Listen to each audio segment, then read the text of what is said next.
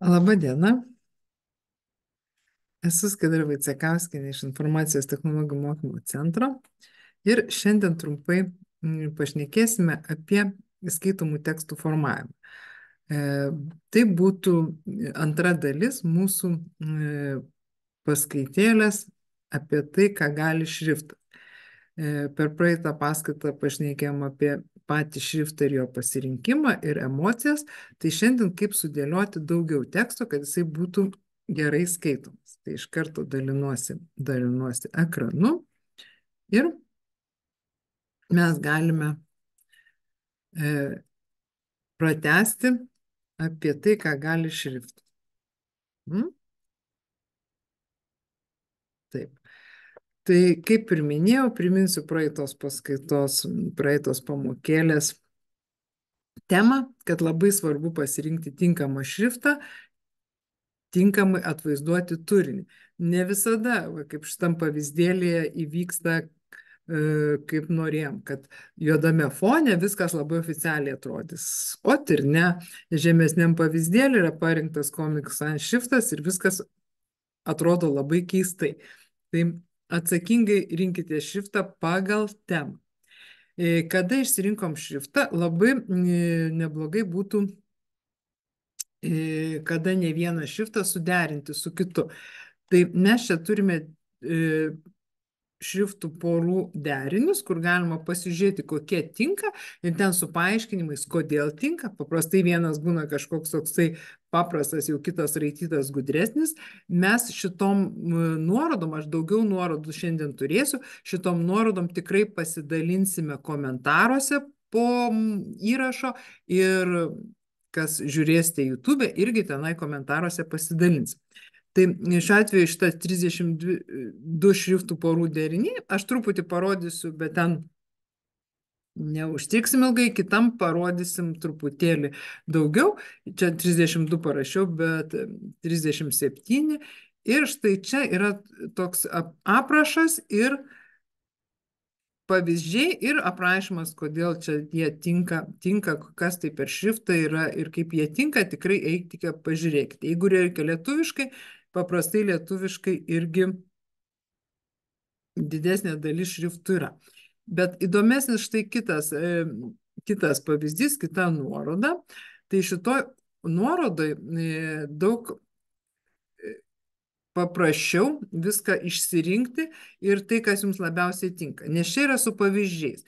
Jau šiuo atveju matome parašytas koks šriftas šalia, padidinsim gal truputėlį, kad matytumėt, šalia parašyta kiek punktų ir koks tai šriftas. O po apačia yra su tai šriftais pavyzdys. Tai vėl šriftai, koks šriftas, kokio dydžio, koks pavyzdys. Šriftas, dydis, pavyzdys. Tai čia lengviau bus pasirinkti jums reikiamus komplektus ar reikiamus šriftus, kada yra pavyzdys. Patiko labai pavyzdys, patiko ir pasižiūrim, koks tai šriftas ir netgi kokiu dydžiu. Čia galvojimo bus žymiai mažiau. Čia tokių visokių. Dauguma, aišku, čia po vieną šriftą naudoja, bet yra kur toksai rašytinis, bet vienas rašytinis, kitas toks visiškai paprastas ir lygus. Taigi, neišradinėkit dviračio, jeigu neturite tam žinių, tikrai galima rasti jums reikalingą daiktą. Tai kad tas mūsų šriftas dėrėtų ir būtų gražus, pasižiūrėkite. Kita dalis toliau įskaitomų tekstų formavimas. Neužtenka išsirinkti tinkamą šriftą turiniui. Dar svarbu jį sudėlioti taip, kad jisai būtų lengvai skaitomas. Skaitomi šriftai didesnė dalis gerai skaitomų, bet maketuotojai blogai sudeda dizaineriai. Tai kada formuojam įskaitomus tekstus, tai pirmiausia atsakykite iš šitus klausimus, kas skaitys, kaip skaitys, tada kokiomis priemonėmis mes naudosimės. Kas skaitys, tai jau šitas iš karto klausimas turėtų kilti, kokia auditorija jūsų skirtas tas užrašas, ar užrašai, ar tekstai, ar ten bus vaikai, kokio amžiaus tie vaikai irgi priklauso, ar ten bus mokslininkai. Kaip skaitys? Irgi ne visus dalykus mes patys, tie patys žmonės skaitome vienodai. Laikraštį skaitome tokiais gabaliukais, priešokiais, knygą grožinę norim savo ramiai vesti akimtą tekstą, vaisto anotaciją skaitome, bet kaip ten jos bus numaketotos, vis tiek skaitysim. Tai va šitie klausimai yra labai svarbus. Pirmiausia, juos atsakom, o tada jau renkamės tas priemonės.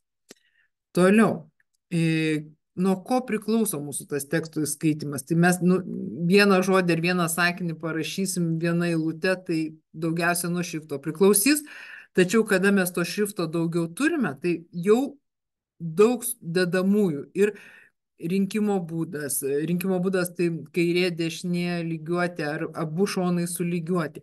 Raidžių tarpusavio santykis, žodžių santykis, eilučių santykis, eilutės ilgio ir interlinijos santykis. Daug tų dedamųjų, bet dabar nesigilinsim.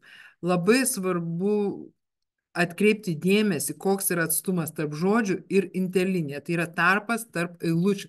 Nes būtent šitą taisyklę dažniausiai pažeidžia ir atsitinka skylės tekste ir ten klaidos tokios labai aiškiai matomos. Visa kita tai dar kažkaip. Taigi, tas tarpas tarp žodžių ir tarpas tarp eilučių tikrai lemia mūsų teksto perskaitomumą. Ir čia apačioj pas mane parašyta, kad mažoji I raidė yra geras orientyras. Jeigu tuo šriftu parašytas tekstas ir tuo šriftu į mažoji raidė, taip vizualiai mums telpa viena mažoji I raidė, vadinasi, mūsų tie tarpai labai geri. Jeigu jau jums ant kokios 4 I raidės telpa, tai viskas jau vadinasi skylė. Tai galite taip pasitikrinti. Ir ta mūsų pagrindinė taisyklė, kad tarpas tarp žodžių turi būti mažesnis nei atstumas tarp eilučių. Skylės tekste pamatomos pirmiausiai. Tai atsiverčiam, jeigu mūsų tas tarpas bus per didelis tarp žodžių, iš karto mūsų akis pirmiausia užfiksuos tas skylės, o paskui jau skaitys tekstą. Tai kad taip nesitiktų, prisiminkite štai šitą taisyklę. Labai svarbi taisyklė įskaitomiems tekstams. Ir jeigu tos taisyklės nepaisysiu, tai tas jūsų geras ir gražus parinktas šriftas vis tiek bus blogai skaitomas. Pavyzdžiai. Tiksliau pavyzdys čia, vienas pavyzdys, kaip atsitinka, jeigu mes nesusitvarkome su tekstu. Ir čia jau, matot, kiek jau čia tikrai tų ir raidžių daug daugiau. O šičia tai jau iš vis bėga toks upelis. Va šitą tekstą jau nebeaišku kaip skaityti, lyg tai norisi kaip eilėraštis, truputėlį čia perskaičiau, truputėlį čia, ir šičia tos skylės tokios labai jau baisios yra. Ką daryti, kaip keisti, tai paprasčiausia, kai dar yra siaura skiltis, kaip šituo atveju siaura skiltis, nelygiuoti pagal abi pusės, tiesiog rinktis kairinę, dešinę ar centrinę lygiuotę. Viršutinio atveju, kur eilutė ilgesnė, galbūt ilgoje eilutė viskas gerai, tada tiesiog įjungti žodžių skiemenavimą. Tikrai dauguma programų turi įvairias kalbas ir tą automatinį žodžių perkelimą, tada tos skylės prapuola. PowerPoint'e tai iš vis, aišku, nenaudokite lygiuočių pagal abu šonus. Tikrai net tokių romanų rašyti nereikia. Čia tiesiog pavyzdys iš kažkur. Ir pabandymui. Čia parašiau pabandymui, tiesiog nuorodos, čia 3 nuorodos į tokius internetinius žaidimus, bet tie žaidimai susiję su mūsų šriftais. Tai įdomumo dėliai tikrai pabandykite, pažaiskite, labai tokie įdomus. Gal truputėlį bent jau šitą parodysiu. Šitas pirmasis toks galbūt sudėtingesnis, ten reikia žinių, bet jūs tiesiog pabandykite, pasižiūrėkite, kaip koreliuoja eilutės ilgis, aukštis ir šrifto dydis. Ir šitoje vietoje, va čia kaip truputėlį pasiskaitykit, va toks trikampis, vienoje pusėje šrifto dydis, kitoje pusėje eilutės ilgis ir eilutės aukštis.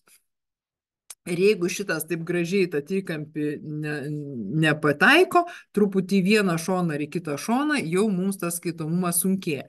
Tai trumpai parodysiu, kaip čia veiksmas vyksta, paskui jau jūs patys pabandysit pasižiūrėti ir tikrai truputėlį to požiūris pasikeis, prasiplės.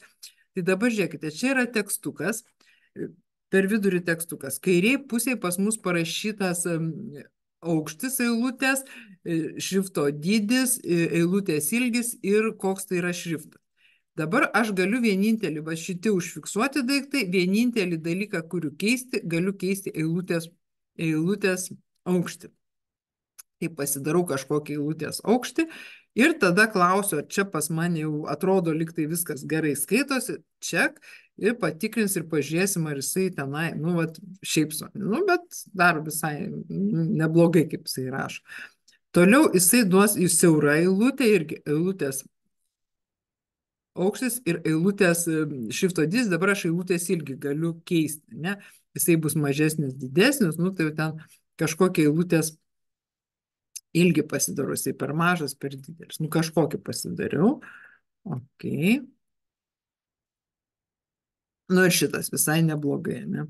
Tai tiesiog parodžiau, kaip veiksmas vyksta. Jūs tiesiog paeikit, pabandykit ir tikrai va pamatysite, kad eilutės, nu, kaip šrifto aukščio neužtenka. Viskas susiję. Šrifto aukštis, eilutės ilgis ir interlinija. Tarpas tarp eilučių ir pamatysite, kaip jau ten jums. Nu, va, šitą visai blogai padariau. Gerai, grįžtam į mūsų skaidrės. Čia, kur šaudyti, greitai šaudyti serifinius, tai jau čia tiesiog nueisit, pažiūrėsit. Ir, prieš tai dar biški per toli nuėjau. Va šitas irgi toks, jau daugiau žinantiems, čia reikia tiesiog pabandyti pasakyti, koks čia yra myret, kuris iš šitų yra myret, kuris iš šitų yra helvetika. Nu, helvetika, tai gal ir atsakyčiau šitą. Nu ir paskui iki galo nueisite ir jums pasakys, kiek jūs iš to surinkote. Iš tiesų, taip, aš surinkau 68 gal procentus, taip, atrodo, truputį to šrifto žinai, bet kai va taip reikia pasižiūrėti, jau taip jau sudėtinga, kuris nebeatsimeni. Pabandykit, visai įdomu, bet jau reikia žinoti šriftus. Irgi žaisdami va šitą žaidimą truputėlį pradėsite žiūrėti į detalės. O kasgi čia, o kodėl čia šitas šriftas, irgi smagu. Taigi, einame toliau ir visai pabaigai reikia galvoti, kad svarbu ne tik šrifto dydis ir eilutės ilgis, labai svarbu turinys. Tai labai linkiu visiems pirmiausia rasti tą tinkamą gerą šriftą, bet kad turėtumėt to turinio, su kuriuo turėtumėt darbo. Sėkmės.